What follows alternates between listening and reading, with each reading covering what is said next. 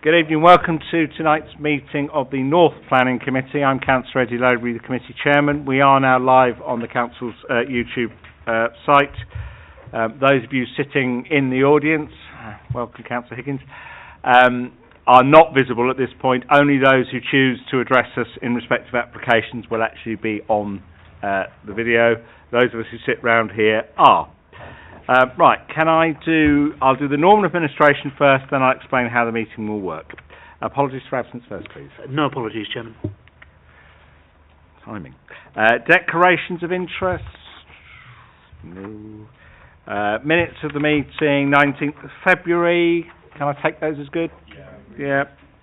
There are no matters notified in advance or as urgent. In part one, i.e. the public part of the meeting tonight, I have 2 petition items and 4 other items. I have 1 enforcement report in part 2. Part 2 is the private and closed part of the meeting, which will not be on the Council's YouTube and for which there is no public audience. The usual standard health and safety. If the fire alarm goes, we're not expecting a drill and therefore we will be leaving the room. There's a fire exit where you came in. There's one in this corner behind me. The normal best way out of this building will be to turn right out of that door and walk through the next set of doors and down the spiral staircase. And that gets you out. Could I ask, please, that all mobile phones are switched off or at least to silent? In terms of this meeting, it is a meeting of this committee held in public. It's not a public meeting. Therefore, the rights to address the committee are set out in the Council's constitution, summarised in the committee papers, and I will briefly go over them now.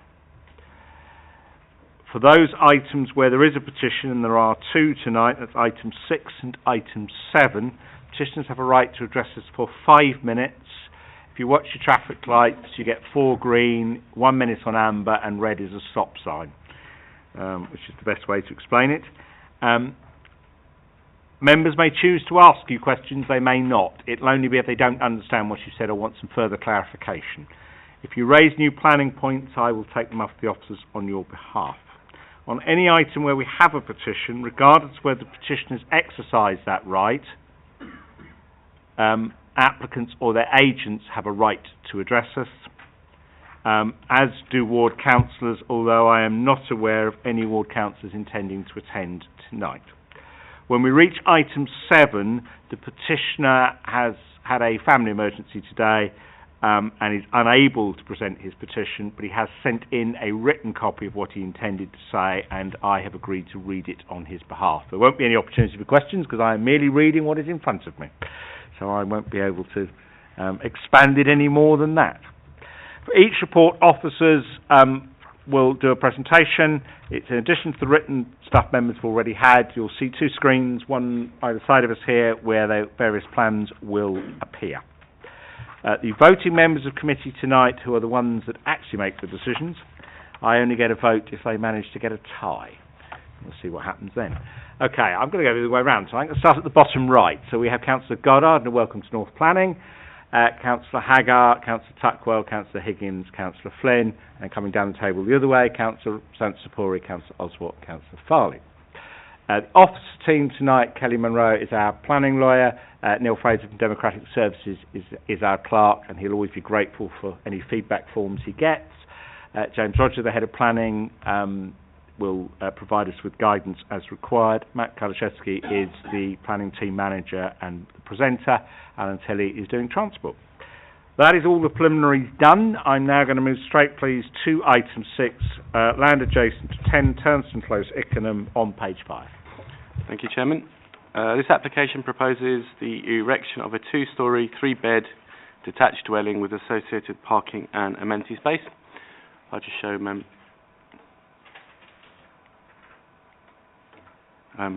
just Ben.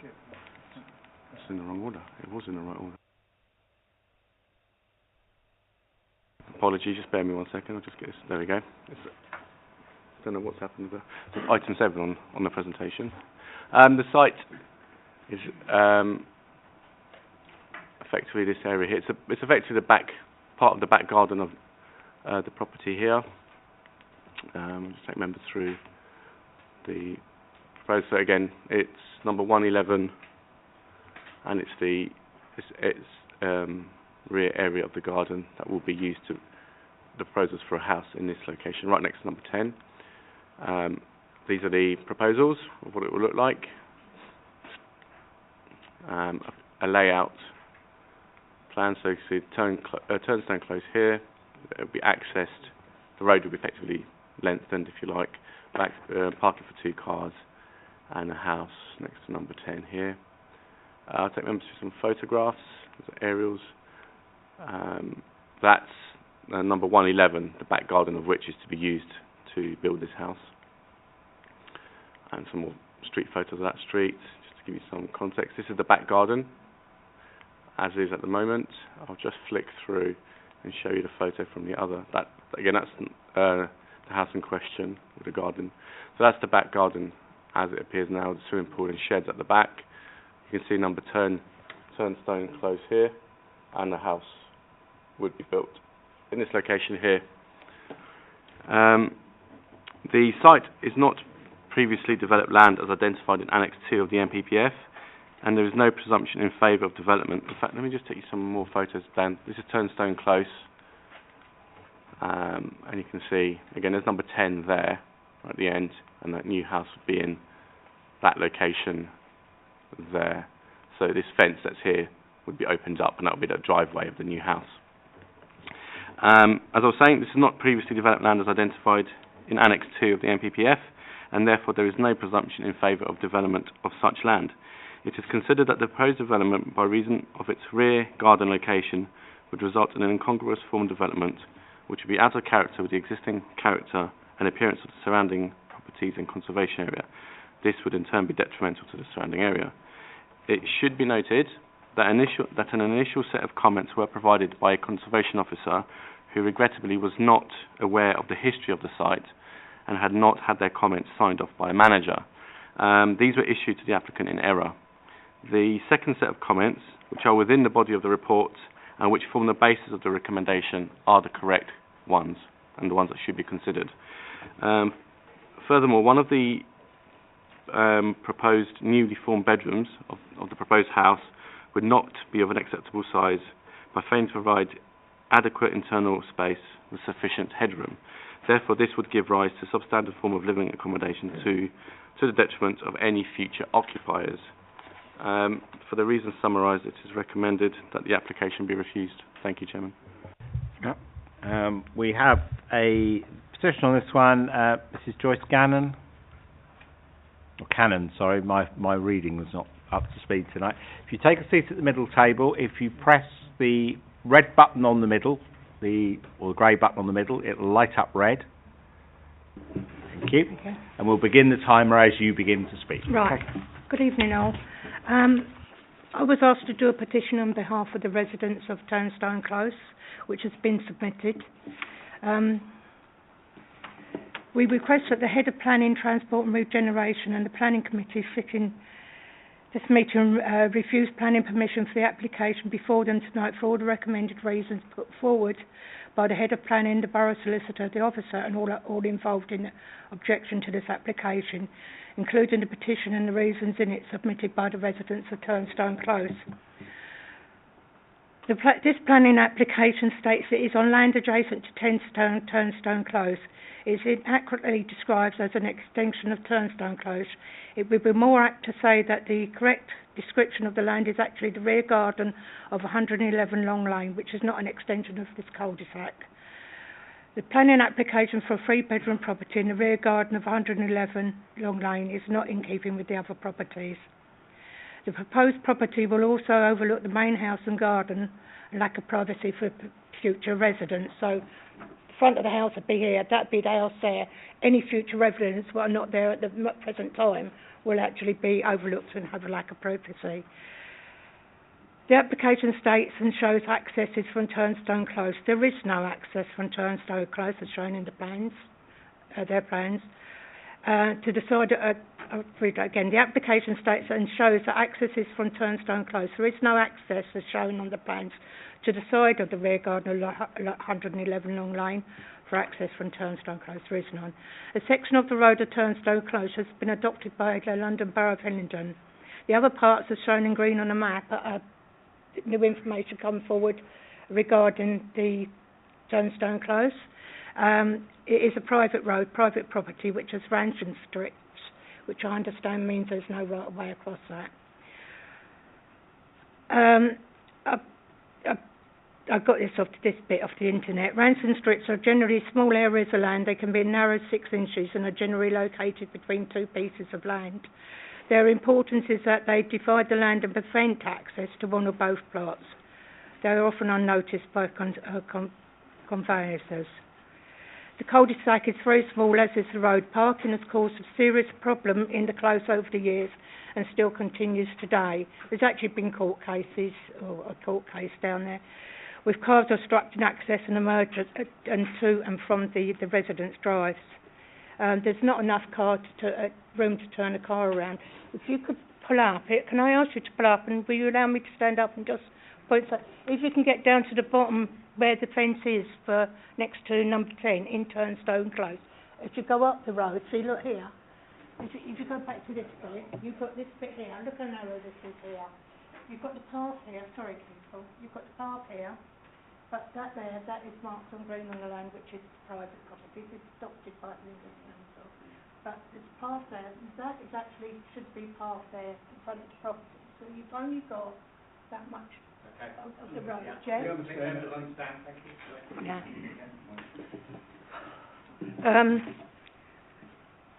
And then you've got all the extra reasons why what we put down in the petition. I can't. Hope that's clear and I've covered everything. Yeah. Has got any questions? No, thank you very much indeed. That's fine. No, we understand what you're saying to us, so that's fine. That's fine. Yeah, turn that off if you wouldn't mind. You've done very well, yeah. The applicant, the agent, this one, Mr. Robinson.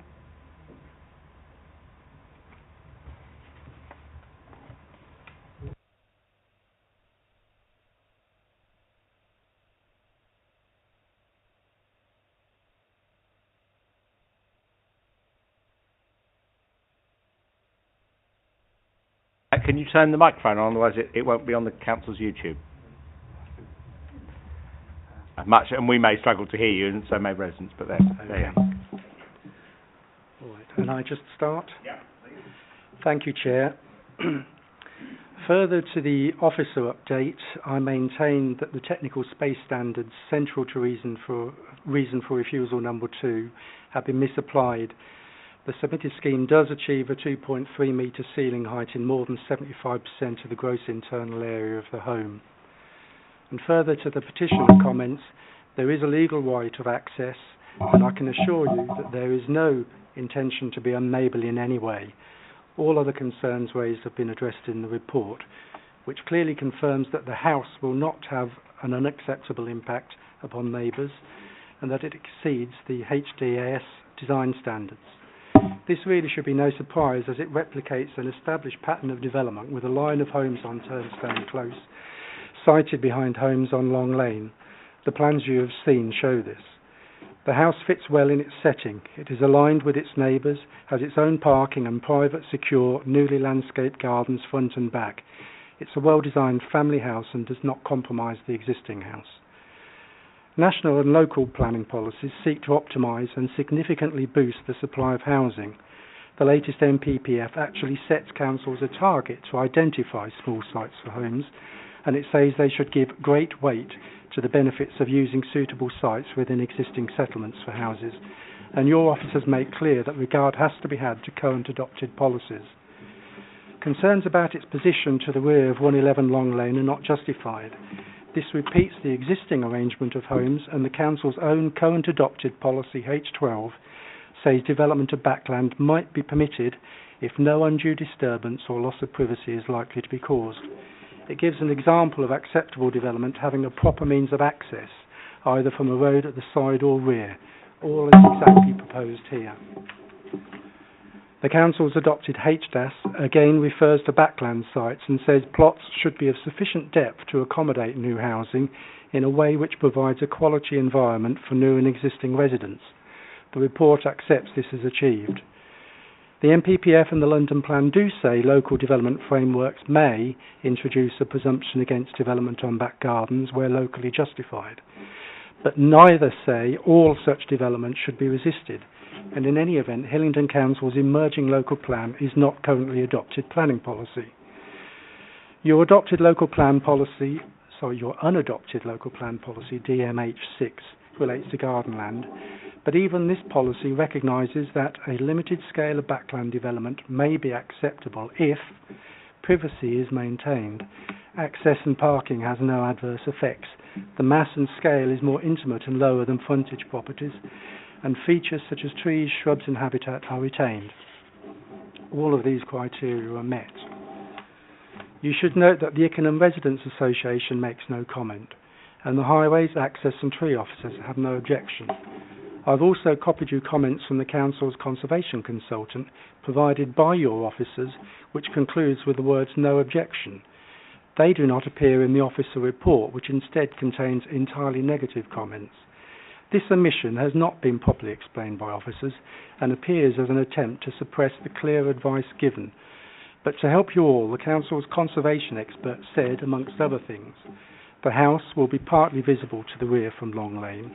However, the impact is not so great as to raise objection, as it will be set well back and read in conjunction with number 10 Turnstone Close, which is already visible. The traditional roof form and chimney will sit well within the context, and while clearly a new building will have some impact, given the history of the site, the proposed design and limited visibility from within the conservation area, and the preservation of the greenery in the rear gardens visible from Turnstone Close, there is no objection on conservation grounds. Unlike those that do appear in the report, these comments and observations recognise and concur with the conclusions of Donald Insall Associates, possibly England's leading heritage specialists and architects, whose heritage report accompanied the application. They too conclude the proposal is acceptable in conservation terms. It is clear that this council does accept development on garden land. At 88 Long Lane, just metres from the site and within the conservation area, permission was granted for 9 flats on a single plot, and in January this committee granted permission for 3 houses in place of 2 bungalows at 53 Hawthorne Avenue. I'm sure there are other examples. This garden plot does not in its entirety form part of the planned arrangement of Long Lane, as stated in the report. It was a later addition, and I cannot see that the grant of permission would set any adverse precedent. We are as claimed. at time. Could I ask you to... In my view, the scheme represents a very good scheme, a sensitive scheme, respectful of its surroundings, and all of the Council's policies and design standards. I did say time. Thank you. Do members have any questions? Councillor Flynn. Yeah, thank you. 2 questions actually. First one, you basically sought to rebut one of the main refusal reasons, which is the ceiling height. You're saying that it is actually not lower than 2.3, I think, for more than 75%. You've asked us to go with that. What evidence do you have to support that claim? Because we've got a report here from obviously one of our planning officers who's saying something contrary to what you've just told us. So I'd be interested to hear what evidence you have. Second thing is, if this, say you did get permission and you built out that property, does it, as it's in a self-contained garden, would that property have any sort of garden itself, or is it literally just the property with no space around it? Right. If I may, I'll start with your first question. The report before you suggests that 1 bedroom fails to meet the London Plan standards because part of the room is within the eaves of the roof. And the suggestion is that because less than 75% of that room has a clear ceiling height of 2.3 metres, that it fails the standard. I addressed this matter in the letter that I sent to the head of planning and I think to all of the committee members. The London Plan Standard quite clearly says in the guidance that it relates to a 2.3 metre clearance for 75% of the dwelling, the gross internal area of the dwelling, not of the individual rooms. So as a consequence of that, the gross internal area of the entire building would comprise both the ground and the first floor, all of the space within the walls of the building. So if it falls marginally short, and I maintain that it is only very marginally short in one room, that does not amount to a deficiency in terms of the standard, which is 75% of the entire gross internal area. That matter was brought to the Head of Planning's attention possibly a week ago, and frankly I would have expected that would have been made clear in the addendum this evening for everyone's benefit. The second point you make, again, is easily addressed. As you see from the drawing in front of you, the garden to 111 Long Lane is a very long garden. And the subdivision of the garden allows for both the existing and the proposed house to retain adequate garden space which exceeds all of your current HDAS standards. The rear garden for the proposed plot, for example, I think according to your report, is approximately 80 square metres. The front garden is about 120 square metres. Both of those exceed your current standards. The rear garden of the existing house is in excess of 15 metres deep, even in its reduced form. Its front garden is probably close to 20 metres deep and has more than enough parking for 5 or 6 vehicles. So both dwellings, both existing and proposed, actually have quite a high standard of space around them. Okay. Yeah, thank you. Okay. Do members have any other questions? No? Thank you very much indeed. Okay, thank you. Yeah, you turn that microphone off for me, thank you. Now, 2 seconds. I want some clarifications first before I start doing anything round here. Well, indeed, I'm sure you do. The second issue I'm going to deal with first. We have a technical disagreement, and either the officer report is right or the agent interpretation of the London Plan is right, and I'm going to ask officers to clarify for me. And I'm getting a lot of looks here. And then I'll come in on both points. So there's nothing the agent has said that has altered my opinion on reason 1, but there was a particular point the agent has said that has altered my opinion on reason 2. So I've got a copy of the mayoral standards, and I now understand the point the agent is making regarding the gross total internal area. So although room 2 is on the plans clearly below 75% internal area, the agent is correct that actually you've got to measure it in terms of the entire internal area of the dwelling. So technically, even though room 2 is far from ideal, the agent is correct. So I'd like to withdraw reason 2. Thank you. So that one falls. Technically, we wouldn't be able to sustain.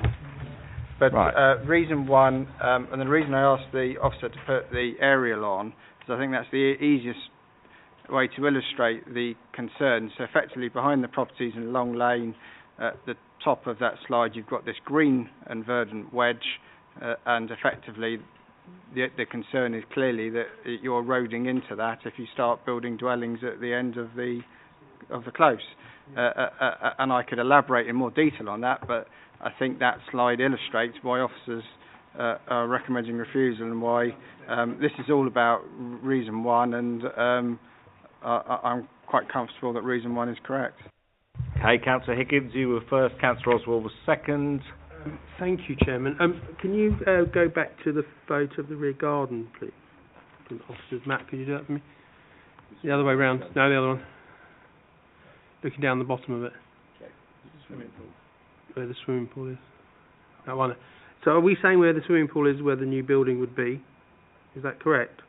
Yes. And then there's meant to be, according to, they've obviously fenced off an area. There is an extra area behind that fence at the back of the swimming pool, correct? Because for me it doesn't look quite right. If you look at the plans, it's saying that that land exceeds the property at the bottom there even further to have a garden at the behind of the property. Yeah, you can't actually make out on this photo. There's actually sheds here. That's so that's there are actual sheds, and the garden, I think, continues further down. Okay, fine. Other photos I've seen. That's one for that cleared up. But the other thing I do have an issue with is that the building line for this new property has exceeded the building line of the other road. Yeah, I don't understand why we haven't put that objection in. If you look at the plans, that number 10 is the property, and now that's gone over the building line, the new one, because they've turned the house the wrong way round. And if you look at the rest of the building line from number 10 up that road, I've got to say that looks very close to me, if I'm reading it right. No, the building line at the back of the house. Back? The back. The front is fine. But the front's in line, but you've extended... you've extended the back. Yeah, a building line at the rear of the property... I get your point now. Has to be in line with other properties in the rear. You can't just decide to build... A single story is acceptable, I would agree with that, but not a two-story. But if they've not breached the 45, and I don't think they have... I think the head of planning is not looking helpful here. I stand by reason 1, but I don't think there are, in reality, any other reasons to refuse this scheme. I think I'm not asking for another. I'm just saying, to me, if we were looking at this as a house that had already been built and was going to knock down and build again, we would not allow that to happen, would we?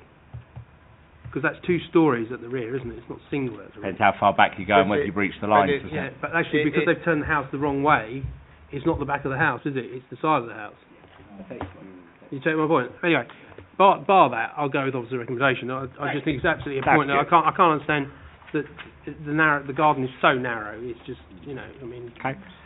Councillor Osborne wanted to come in, so I'll take yours and then... Yeah, thank you very much, Chairman. Yeah, I think... regardless of the height of the ceiling in the bedroom, there are enough reasons here to refuse this. It's in the summary on page 5, and also on page 6, items 1 and 2 under the recommendation. There are enough reasons there to refuse it, Chairman, so I'm quite happy to second the proposal. Anybody else want to come in? Okay, we are now down to one refusal reason, which is refusal reason 1, with the head of planning having withdrawn the other one. Therefore, all those in favour of refusal, please show me. Thank you very much. That one's refused. Item 7, Ducks Hill Farm, Ducks Hill Road, Northwood. Use of land for storage 36 shipping containers.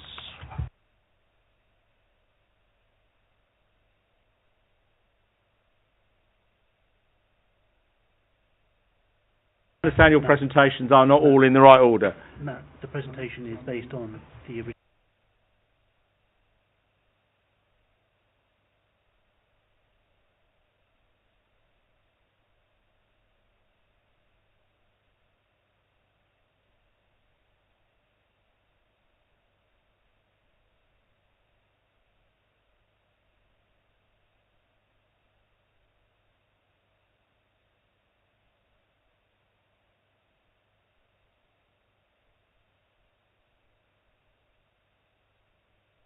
Thank you, Chairman. This proposal is for the change of use of the land from agricultural to use class B8 storage, involving the installation of 36 self-storage shipping containers and associated works to provide a total of 624 square metres of container-based storage. Let's take members through the slides. We've got the site here in red. A bit more, and there you have the site layout with all the shipping containers. I think there's some photos, some elevations if they help, and some photos of the site, not particularly helpful. There's some on there already, but it'll be just completely full of. There is, yes. So, I don't know, I might just curtail this. Duxhill Farm is a registered agricultural holding comprising of agricultural buildings, dwellings and fields situated on the west side of Duxhill Road. The proposal represents inappropriate development within the Greenbelt, and it is considered that the proposal fails to demonstrate very special circumstances to overcome the harm by reason of inappropriateness and substantial harm to the openness of the Greenbelt. For the reasons summarised, it is recommended that the application be refused. Thank you, Chairman. Okay. So the petitioner for this one is not available, so I'm reading on his behalf. I'm reading on behalf of Trevor Sherling, the planning officer of the Northwood Residents Association, who raised the petition. The land in question is in the Greenbelt, close to Ruislip Woods, opposite Copsewood. It is clearly seen when travelling by road from Ruislip to Northwood, and consider the location of 36 shipping containers on the land to be visually intrusive.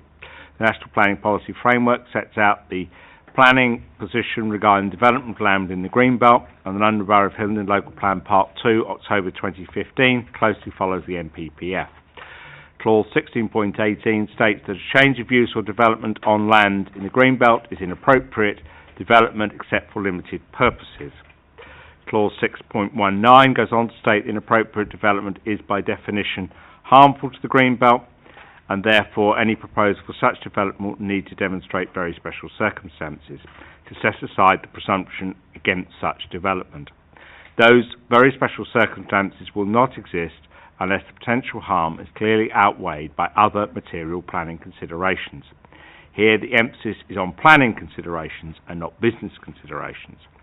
We submit that the application does not contain the relevant very special circumstances that alter the proposal from being inappropriate.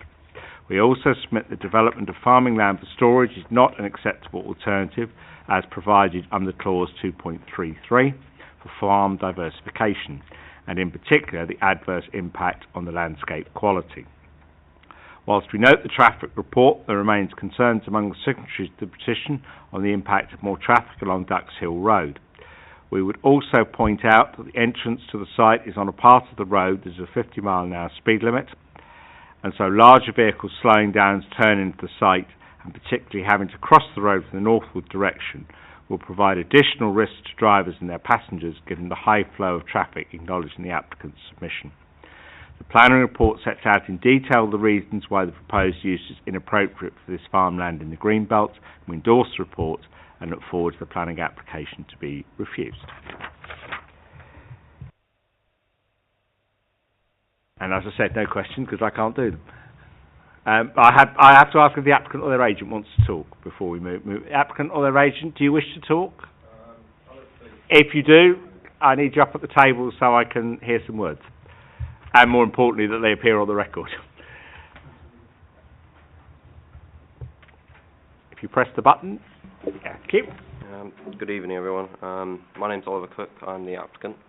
And my family owns and manages Duxhill Farm. I know it's probably pretty futile me being here talking to you tonight, but I thought I might as well anyway.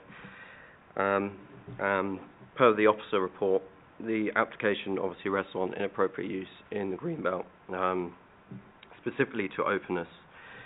I do not deny the importance of the Greenbelt, but I believe that the positive impacts the site will have over the coming years would constitute special circumstances in relation to the visual impact of 2.6 metre high shipping containers. I've argued a case in my planning statement for this proposal within the Greenbelt based on recent NPPF proposals, policies regarding sustainability in rural areas and agricultural diversification in DMEI 7 of the Local Hillingdon Plan Part 2. You may ask why storage would be agricultural diversification. However, it provides an alternative income stream which maximises farm income from small portions of land. This site is 0.3 acres and represents 0.2% of the land in our holding. And when I was speaking to Liz Arnold, the officer in charge of the report, we were discussing agricultural diversification and what would be acceptable.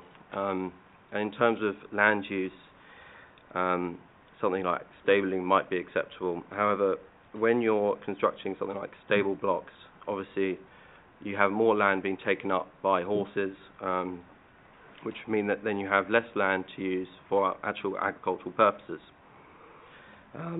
Our farm is a small cattle farm, so all our land is obviously very important. And as most of you will know, agriculture on small scales is not particularly profitable, especially on Class 3B in London. On such scales, it was also unsustainable. There are 3 farms on Duxhill Road, and out of those, only ours still produces human products, human consumption. Many farms throughout the borough and the country use shipping container storage as agricultural diversification. Indeed, many farms in Harefield and near us do. And over the last few years, we've been investing, a lot of money in new buildings, new machinery, breeding stock, and equipment. And for it to be sustainable over the long term,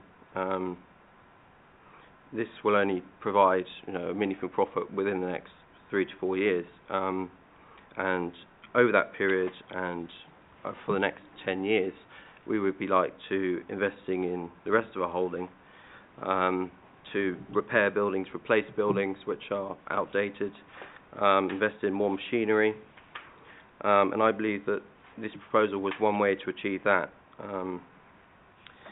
The application has no other objections really apart from its openness in the Greenbelt. Obviously, in terms of traffic reports, environmental reports, they're all happy with the proposal. The other thing about this site is, I would never have thought it would be approved unless it wasn't on viable agricultural land. And obviously I don't want 150 acres to be turned into an industrial site. However, this land is not grazed or used at the moment. And this proposal would have allowed a use to return to the use of the land over the 10-year period I stated in my application.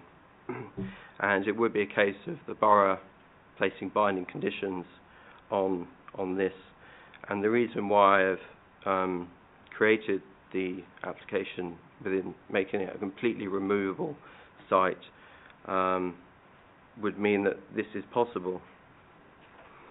And in terms of bringing back the site to an agricultural use, the remediation work that would have to occur onto the site would be before the construction could begin, because at the moment the site's actually too high. It needs to be taken down to ground level across the whole 0.3 acres.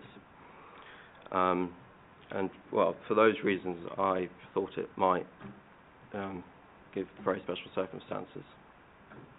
Okay, thank you for that presentation. Does anybody have any questions? No, for the... Yes, Councillor Higgins. Yeah, 2 questions. There's already an existing building there. What's that used for? That is from an application in April of last year, prior notification. Yeah, what would you use it for? Agriculture, storage. Storage for agriculture? Farm machinery. Okay, so that would be removed then after you've spent money building that to put these containers in? Well, the self-storage would be an income stream from outside businesses and homeowners who needed extra space. So it'd be like, so this once storage the containers, isn't... you're saying is that once the containers are there, it'd be like yellow brick or yellow storage thing, that it's for that type of... Very similar, yeah. Yeah, okay. Thank you. Yep, done. Councillor, for the... No. No. Okay, thank you very much. I think you're done. Councillor also, then Councillor Flynn. That will be the order. Thank you very much, Chairman. Yeah, I mean, I can understand a shipping container on a farm for secure storage. There's an awful lot of theft from farms. I think we know that. We've probably seen it across the board. I mean, I watch Countryfile quite a lot, and they tend to, yeah, it's good problem, but they tend to address these sorts of things. So I can understand wanting a storage container on a farm, but 36 shipping containers, not for me, I'm afraid. And it's the green belt issue as well, Chairman. I'm going to move the officer's recommendation. Councillor Flynn might do something similar to that. Councillor Flynn. Thank you, Mr. Chairman. I have a lot of sympathy in some ways with the applicant. He gave a very good presentation there, actually, I thought. And I think, as a council, I think it's great that we have farmland still operational in this borough, and long may that continue. And I would hope that the officers can try and work with the applicant to look at what might be more acceptable. Because unfortunately, for the reasons Councillor Oswald says, just the volume of the numbers here in a greenbelt location, I just don't think is practicable, and I think it would set a very alarming precedent, really, if we were to agree to 36 shipping containers in the greenbelt. I mean, where does that stop? But I would hope that officers could work with the applicant to try and come up with some sort of solution to enable him to grow his business. So, with a bit of a heavy heart, I second Councillor Oswald's proposal there. We are proposed and seconded on refusal. All those in favour of refusal, please show me. Thank you very much. That's refused. I now move to agenda item 8. This is the rear of 17-21, the close. This was deferred from our 30th of January meeting when we heard a petition specifically to understand, in terms of this one, the planning history, which was what was the height of the building that the planning inspectorate had allowed on a previous occasion. Your report, the grey section at the front, clarifies that that was 5.5 metres in height, and that the new one is also 5.5 metres in height. I know it is. I've nicked it. I'm just getting there. Now, the officer can explain more, but I mean, in essence, I think that's the question we had answered. I think we've all got some views on this site and might well have come up with something different, but the planning... Yeah, go on. There it is. Okay, there's the so you've got the site here to the rear of the properties on the close. This is the proposed layout. It's actually exactly, I've got it on my screen, it's exactly the same as what was approved in 2008 at appeal. Yeah. Both in terms of the layout and the height, which are 5.5 metres. Just take members through some of the photos. As you can see, it's just a big, it's this site here, to the rear of the shops. We've got a couple of garages. The key is this is office, and the addendum clarifies that the amenity space is office workers only. Just a quick point, that means that they can't later on, like everywhere else, just turning offices into houses. No, because you asked that last time as well. I know, I'm just remembering. You asked that last time. I know, but I'm just remembering... Well, remember the answers. Yeah, no, well, it's a long time ago. I can't remember the yesterday, let alone. Well, memory clinic for you. It's after the date that applies for conversion. Right, I need someone to move this one along. You'll move it? I'll move it. Right, moved and seconded. Yeah? Yeah, all agreed? Thank you. Right, I move to the King's Arms, 6 Park Lane, Harefield. I'm not doing this presentation, but actually, Matt will be almost... I could almost do this one. This is very straightforward when we find it.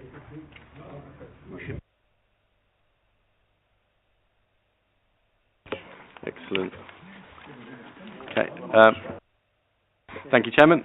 The application seeks planning permission for the erection of a boundary fence separating the King's Arms public house car park from the neighbouring car park serving the recently permitted cooperative shop. The proposed iron-wrought spiked fencing would be hand-painted in black hammerite and would measure 1.2 metres in height, 21 metres in length, and would be set back from the road at its closest point by approximately 2 metres.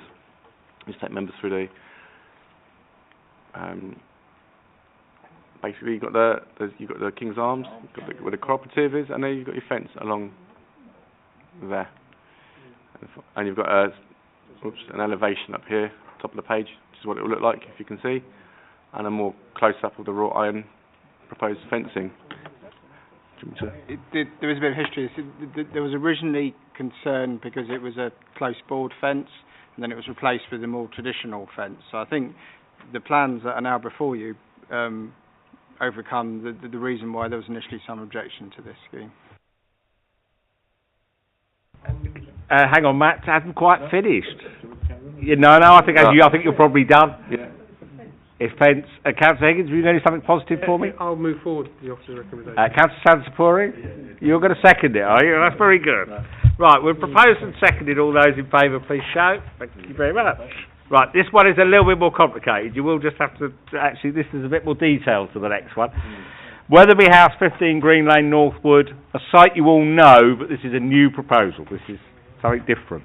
So you haven't seen it before, or you haven't forgotten you've seen it before. We refused a nursery on this one not so long ago. But this is a new building. This is a different proposal. Well, that will explain this one to us.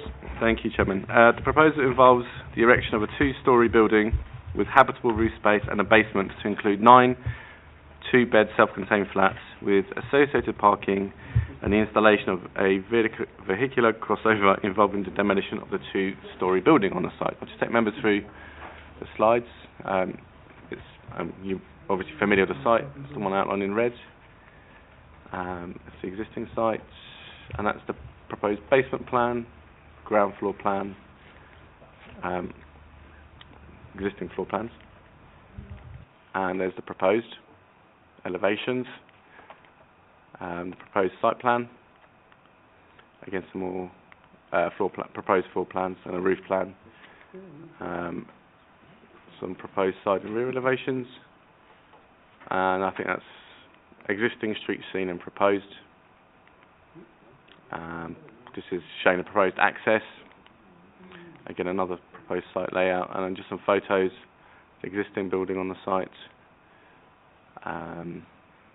views from the street of a very large tree, and just again some more site photos and site context. The Weatherby House is a modern two-storey building which was last in use as a nursery and is located towards the western side of the site. The use has recently relocated further along Green Lane, and the building is currently vacant. The proposed development, by virtue of its design and scale, is considered acceptable and in keeping with the character and appearance of the street scene and the neighbouring area. Given the adequate separation distances of the nearest residential properties, it is considered that the proposal would not result in the loss of amenity for adjoining occupiers by virtue of loss of privacy, loss of light or overbearing impacts. It forms an appropriate relationship with the setting of Adleys Hall, a locally listed building, and with Glen Conservation Area to the south. The proposal would also provide adequate living accommodation for future occupiers, adequate parking, and also adequate landscaping. Just take members through the addendum for item 10. We're proposing to replace condition 7 materials with the more comprehensive wording. Also, with condition 6, we're just inserting the number of cycle spaces, car parking spaces, and also electric charging points. Please note, actually, that on the points of electric vehicle charging points, it isn't 3, it should actually be 5 active and 5 passive, which they're proposing. And also, we're proposing to delete officer comment below the access officer comment at the bottom of page 85, as these were put in error. It's not what's actually being said. For the reasons summarised, it is recommended that the application be approved. Thank you, Chairman. Councillor Higgins? I'm just concerned that actually it said that a petition. Have we notified everybody that we should? No, do? well, doesn't have a petition. Everybody, I'm asking officers if that's the case, if everybody has been notified. Yeah. I mean, my only concern is obviously the one that's a bit close to the other boundary line, but it does fit. There's no overlooking. I don't really see. And the material, it looks. I mean, I must say that it does look well designed, and I hope the materials will reflect that design. You know, that looks nice. Yeah, and the current property isn't anything to. It's like that, so it's a bit of a win-win, really. Yeah. But I'm really surprised that we haven't had someone banging on it. But anyway, on that note, I will go with officer's recommendation. Anybody else? That councillor also? Okay, all those in favour, please show me. Thank you very much. It's approved. We get to item 11, which is the Arla site. Before the officer starts his presentation on this one, I would remind you you're looking at advertisements. Therefore, your grounds for looking at these are very tightly prescribed, and the officer will remind you what they are in a moment.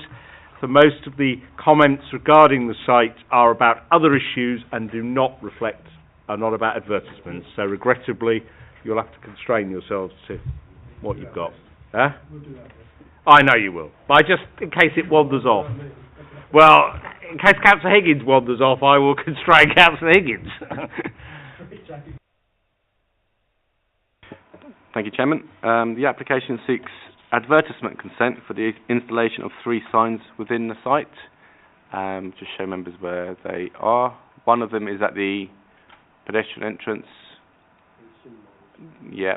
The other one is as you drive in on the fence here, and a further sign by the car park. The application, a total of 25 objections. In fact, let me just actually show you exactly where they are. So you've got, again, 1 sign there, 1 at the entrance, and 1 on the side here as you drive in or drive out. These are the signs, yep. So this one is here. So you literally, on the fence, you're going to have, thank you for visiting the old dairy. On the brick plinth that's out on the outside the pedestrian entrance near the station, you're going to have this signage on there. So you're going to have pedestrian access to the old dairy and the 5 or 6 eateries that are, and advertising the eateries and the cinema and the supermarkets.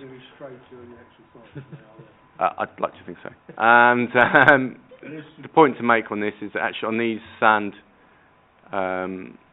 plinth elements that project, I've actually got the old dairy written on there, so there is already signage on there. So it's nothing new. And then the other sign as you drive down towards the car park. Again, the old dairy, cinema, restaurants this way. A total of 25 objections were received, raising antisocial behaviour issues. The issues of antisocial behaviour are something that the planning team have referred to the council's community safety team. They are not relevant to the consideration of adverts. It should be noted by members that adverts can only be assessed on 2 grounds, and that is on visual amenity and on highway safety. Officers have no concerns in this regard, and for the reasons summarised, it is recommended that the application be approved. Thank you, Chairman. Councillor Tuckwell. I'll just be different this time. Thank you, Mr. Chairman. I think not a lot of wriggle room on this one, I think. But I welcome the comment there about the fact that the antisocial behaviour comments have been referred to another council department, because I don't think we can ignore the fact that this site has problems.